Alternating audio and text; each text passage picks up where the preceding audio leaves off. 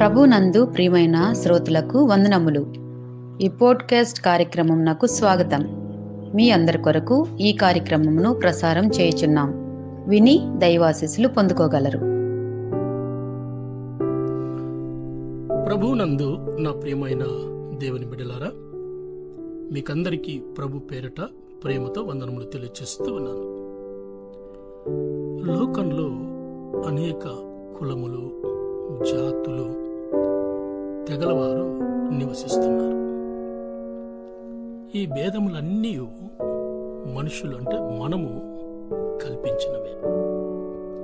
అయితే మనము క్రీస్తు వారమై, క్రీస్తు సంబంధులమై, అనగా క్రీస్తు యేసుకు చెందిన వారము. అంతే, మనం ఈ లోక సంబంధులం కాము. అయితే నేడు క్రైస్తవ సంఘాల్లో జాతి, కులభేదములు కనబడుచూ ఉంటాయి. బాధాకరం. మొదట ఆది క్రైస్తవ సంఘములో ఈ భేదములు తేటగా కనబడినవి. అయితే పేతురు దీనిని ఖండించాడు. దేవుని దృష్టిలో నిషిద్ధమైన వారు లేరు. యొప్పేలో చర్మకారుడైన సీమోను ఇంట పేతురు గారు బస చేశారు.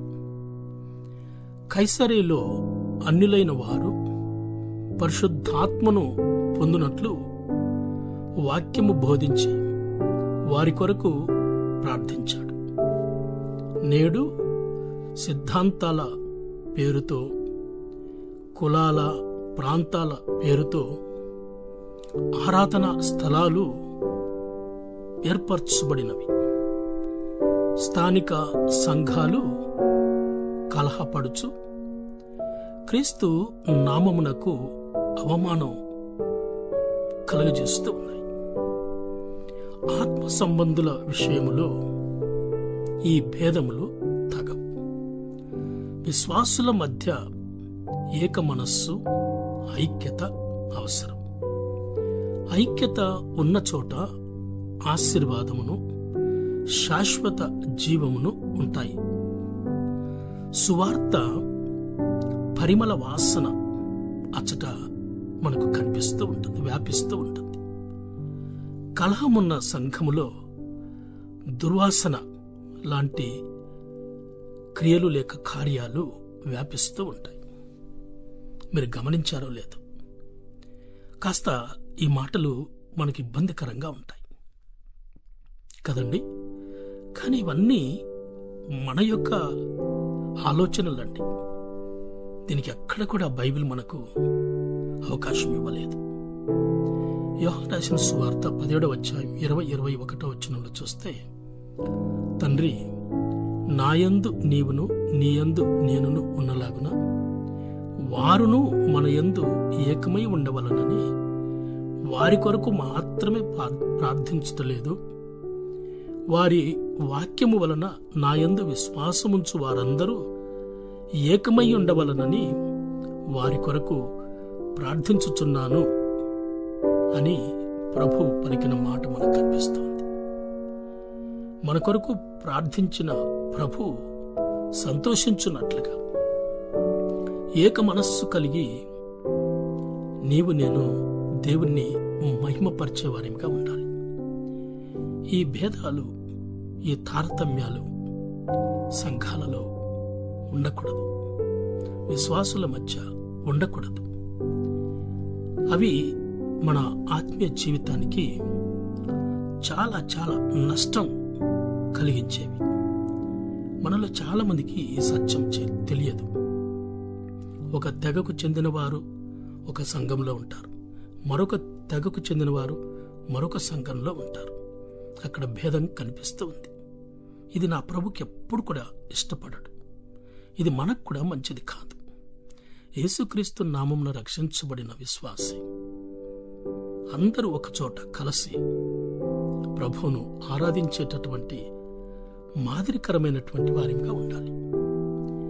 రోమపత్రిక 1:16 సువార్తను గూర్చి నేను సిగ్గుపడువాడను కాను. ఎలయనగా నమ్ము ప్రతివానికి, మొదట యూదునికి, గ్రీసు దేశస్థునికి కూడాను రక్షణ కలుగజేయుచున్నది. అది దేవుని శక్తి అయి ఉన్నది. చూసారా, సువార్త, దేవుని వాక్యం ఒక తెగకు, అంటే ఒక యూదునికి మాత్రమే చెందింది కాదు. గ్రీసు దేశస్థులు అంటే అన్యులకు దేవుని వాక్యం ఎవరి హృదయాన్నైనా తాకవచ్చు, ఎవరి జీవితాన్నైనా మార్చవచ్చు. ఒక ప్రత్యేక తెగ, ఒక ప్రత్యేక గుంపుకు సంబంధించింది కాదు.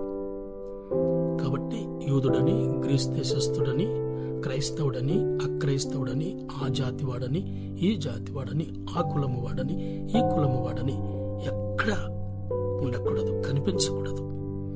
అది లేనప్పుడే నిజమైన పరిపూర్ణమైనటువంటి సంఘంగా మనం కనిపిస్తాం. ప్రకటన 5:9 ఇలా వ్రాయబడింది, ఆ పెద్దలు, నీవు ఆ గ్రంథమును తీసుకొని దాని ముద్రలు విప్పుటకు యోగ్యుడు, నీవు వధింపబడిన వాడవై నీ రక్తమిచ్చి లేక రక్తములో ప్రతి వంశములోను, చూసారా, ప్రతి వంశములోను, ఆయా భాషలు మాట్లాడు వారిలోను, ప్రతి ప్రజలోను, ప్రతి జనము కొరకు దేవునిని, మనుషులు దేవుని కొరకు ఏర్పరచబడినవారు కదండి. ప్రతి భాషలో, ప్రతి జనములో, ప్రతి ప్రజలో దేవుడు మనుషులను తన కొరకు ఏర్పరచుకున్నాడు. ఇది వాస్తవ సత్యం. ఇది సంఘాలలో కనిపించాలి.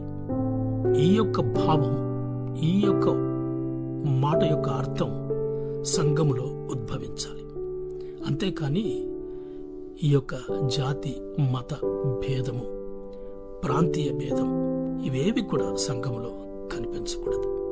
దేవుని వాక్యం అందరినీ తన వైపునకు మళ్లించే శక్తి దేవుని వాక్యానికి ఉంది.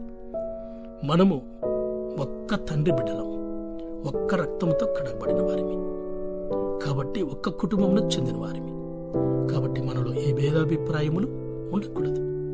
మనమందరం ఒక్క తండ్రి పిల్లలమన్న సత్యాన్ని మనస్సులో ఉంచుకొని దేవుణ్ణి మహిమపరుస్తూ ముందుకు సాగాలని ప్రభు పేరటి మాటలు తెలియజేస్తూ ఉన్నాను.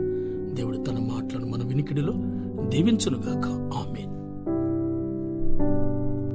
ఈ కార్యక్రమమును గూర్చి మీ సలహాలు మరియు మీ ప్రార్థనా అవసరతల కొరకు మమ్మను సంప్రదించవలసిన మా ఫోన్ నంబర్ 9480585039 మరియు ఈమెయిల్ ఐడి info@fibaonline.org.